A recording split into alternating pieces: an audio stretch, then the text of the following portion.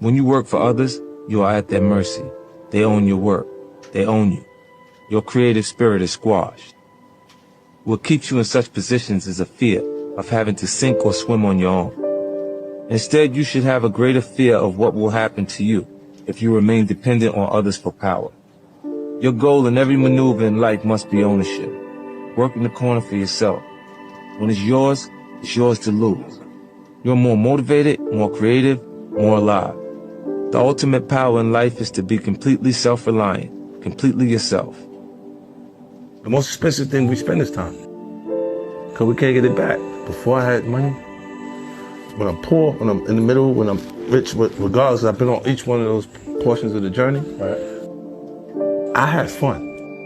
When we didn't have no money, we had fun. It was fun. It shifted. It's either when you get hurt that bad, either your fear consumes you or you become a bit insensitive. And you start to approach the problem instead of run from it. You know, my grandfather told me, you don't get as far as the motherfucker you talk to for no reason. You'll be successful as the motherfucker that you talk to for no reason. What I mean is, if you spending your day talking to a nigga that ain't got nothing going on, what the kind of information can he offer you? Can he help you learn something? Can he teach you something in the conversation? When losing's not an option, then you gotta do everything possible to win. And I don't understand how they become complacent and feel like, oh, it's okay. You know, you get people that deal with things by not actually dealing with them. You ever seen a rich nigga want to start the fight? A nigga doing well off, don't start the fight. He there, he's having a good time. He's partying, they got bottles. Right? The nigga start the fight is not doing his work. Only just three niggas, here's the picture. You got rich niggas, you got tough niggas, and niggas that easily become collateral damage. Do you want to feel like you're afraid all the time? Or do you start to become the aggressor? And you start saying, you know what? You ain't got to find me because I'm looking for you. And then it changes everything. Because at that point, I'm the person looking for you. Now, you don't give me all the controls because I got the buttons. I could just push them. Everyone is not actually going to be prepared to take the time to actually utilize the information that's given to them. If you pay attention and you actually keep whatever information is coming in front of you, that you choose what's valuable. But the things that you do hear that are valuable, if you make it your business to keep it, even if you have to write it down, so you have to say it to yourself or whatever, and you just keep, the person says something and you go, what did you just say? Almost like put it on my phone and hold on to it until it becomes a part of you in the way you actually would express yourself at different points. And then you develop a more advanced presentation, and I got that from Robert. They don't care about me. Is it okay for me not to care about people that don't care about me? It would be entertaining for them to see me in crisis. Why would you care about a person who would like to see you under the worst circumstances you could be in? I had to convince myself that I'm gonna make it, you know, regardless of how people felt at that time. And what it does is it makes you feel like, well, it made me feel like there's gonna be points that people are gonna mistake my confidence for arrogance. They don't understand the process I went through and how much I had to believe in myself in order to make these things happen. I never ran from anything because I didn't have nobody to go to. I've always had that, where I'm going. Home to get me? Ain't nobody there. You know what I'm saying? Like, so I've always been in a situation where I'm forced to deal with it myself, so. The most expensive thing we spend is time. Because we can't get it back. Before I had money, when I'm poor, when I'm in the middle, when I'm rich, regardless, I've been on each one of those portions of the journey. I had fun. At each place? When we didn't have no money, we had fun. It was fun. Almost 90% of the time, I'm communicating with people who've achieved a higher level of education than me, right? They're college graduates. So if the information that you needed in the business classes if everything you needed was in the book, then the teacher would be too successful to teach the class. Find something to fall in love with, something to be passionate about, right? And then because you enjoy it so much, you'll be able to do it so much that you become so good that everybody's gonna love and appreciate you. I think depression is a luxury. Because where I'm from, you can't afford to be depressed. You gotta pay the bill, right? So you gotta go to work. You gotta get up, you gotta go do what you gotta do. They got people right now that's at work don't feel like being there. But they got responsibilities, so they feel uncomfortable while they're working, while they're doing what they gotta do. I grew older. The one thing that becomes clearer to me each and every day is that I don't owe anyone a thing, and neither do you. I've seen a lot of people pollute their potential after sipping from the well of entitlement. This is certainly true of many of the people I've been associated with over the years, even my own son. What they need to understand is that you should never feel like the world owes you anything. It doesn't. You must accept that it's all on you. That might seem like a very cynical way to view the world, but I would argue that it's actually liberating. You can only feel betrayal when you feel like you're owed something from someone. You can only feel resentment when you had expectations for assistance. When you accept that it's all on you, only then can you finally be free to focus 100% on being the best version of yourself. Either I'm going to get rich or I'm going to die in the process.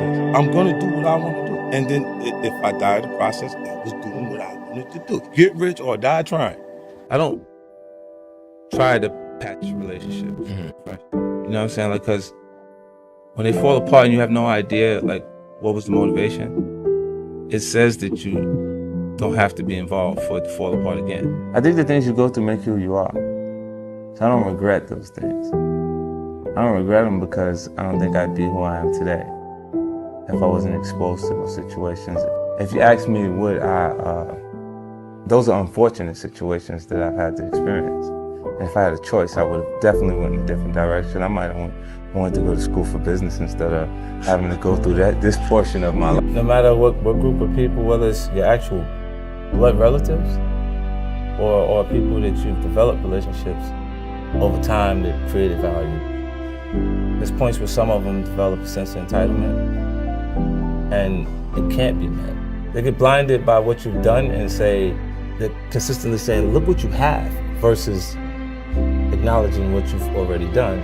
I come from hustling, like that's what it was about. There was no financial motivation connected to it. It wasn't involved. Like, now the things that they're doing is a little different. Like the little homies tell you, yo, you ain't got no bodies. I think the only thing that separates people is passion. And having the ability to focus on something, or to work on it, will allow you to work hard enough to be good enough at it. That's the Kobe Bryant, bro. He outworked those people. A lot of people in the league perform according to their paycheck. They ain't getting that money, let them do it. And that's what separates him and makes him special to us in a different way, even after he's gone. Never happens on your time, like when you think you're ready, like it's supposed to happen. It always happens when it's supposed to happen. Because the period that you feel ready and people are not acknowledging the material the way you feel like they should because it's good, is the time that you actually develop skin thick enough to survive when it does work. If you're spending your day talking to a nigga that ain't got nothing going on, what the kind of information can he offer you? Can he help you learn something? Can he teach you something in the conversation? I wanted to bring everybody with me. So not be someone new, be a better version of what I already was, but like you want to do the same things. They want to shoot dice, we'll have the same argument. They want to do the same thing that we did that. You know what I mean? It's just circumstances, it puts you back under the same circumstances when you already moved to a different level. Like, I don't mind losing. I just like to lose at my expense. Let it be my fault. If I'm losing based on someone else's decision to do it, I'm furious about it. I was afraid and I was uncomfortable with being afraid. It's either when you get hurt that bad, either your fear consumes you or you'll become a bit insensitive and you'll start to approach the problem instead of run from it. I try not to surround myself with people that I have to be defensive around.